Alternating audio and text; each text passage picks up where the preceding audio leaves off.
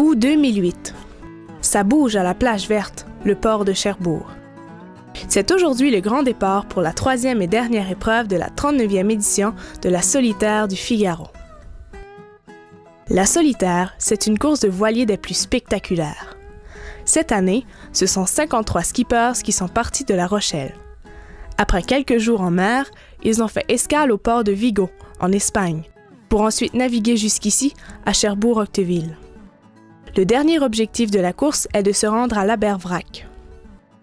Cette dernière étape représente la plus longue distance parcourue par les skippers depuis le début du parcours et depuis la première solitaire.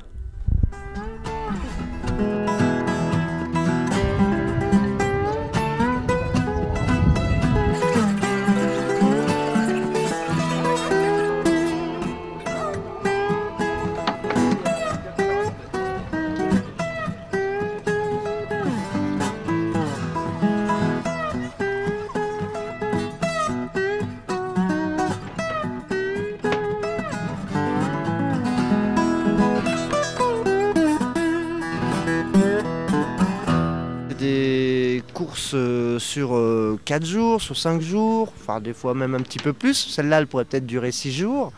Et c'est des courses qui paraissent longues comme ça, mais suffisamment courtes finalement, parce qu'elles vont solliciter sportivement, physiquement, moralement. Donc il va falloir bien gérer son sommeil, son effort. Et puis ça va demander pas mal de discipline, parce qu'il y a des moments où on va naviguer près de la côte. Donc il va y avoir des choses intéressantes à faire près de la côte, mais aussi il va falloir se méfier aussi de la côte en elle-même, parce qu'il y a des cailloux, il y a les marées, donc il va falloir faire pas mal de calculs, il y aura pas mal de choses à anticiper. C'est ce cours sur le Figaro Beneteau 2, qui est un bateau monotype, et tout le monde navigue à armes égales, donc c'est le coureur en lui-même qui devrait faire la différence. On s'en va demander aux skippers c'est quoi le plus grand défi pour la troisième épreuve.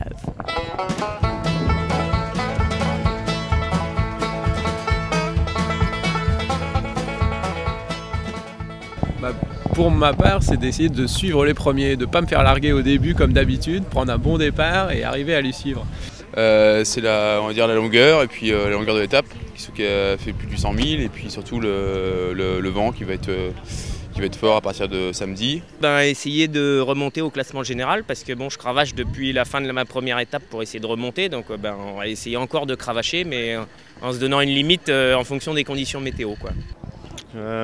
Réussir à bien dormir quand on va être secoué dans la tempête. La météo s'annonce pas bonne du tout, et à certains moments ce sera plus de la survie que de la régate, et je pense que c'est ça qui risque d'être le plus difficile à gérer sur cette étape.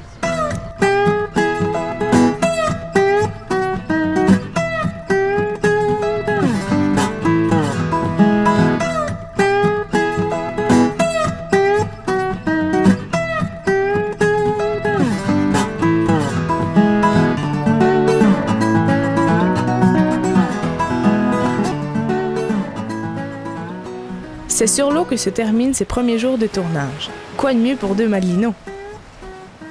Les skippers, qui ont eux aussi le pied marin, accosteront bientôt à l'Abervrack. On leur souhaite juste qu'ils ne vendent pas à écorner les bœufs.